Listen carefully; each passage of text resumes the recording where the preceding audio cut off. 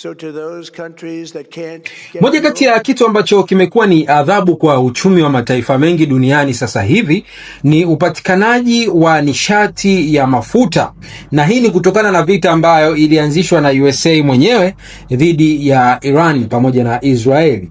Yes, upatikanaji wa nishati ya mafuta umekuwa ni mgumu kutokana na kufungwa kwa lango maalumu, lango la Hormuz ambalo limekuwa likitumika kusafirisha idadi kubwa ya mapipa ya mafuta kuelekea nchi mbalimbali duniani.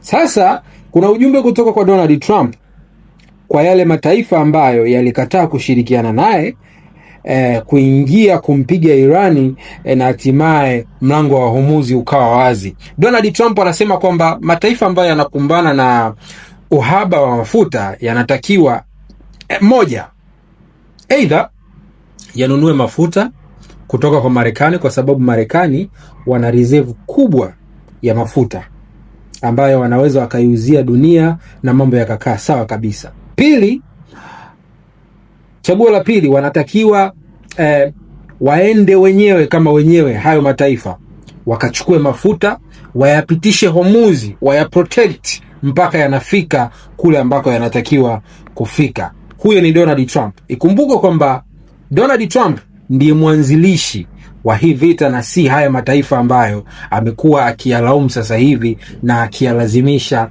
yaingie katika kumsaidia kupigana na Iran. Minute of Next 5.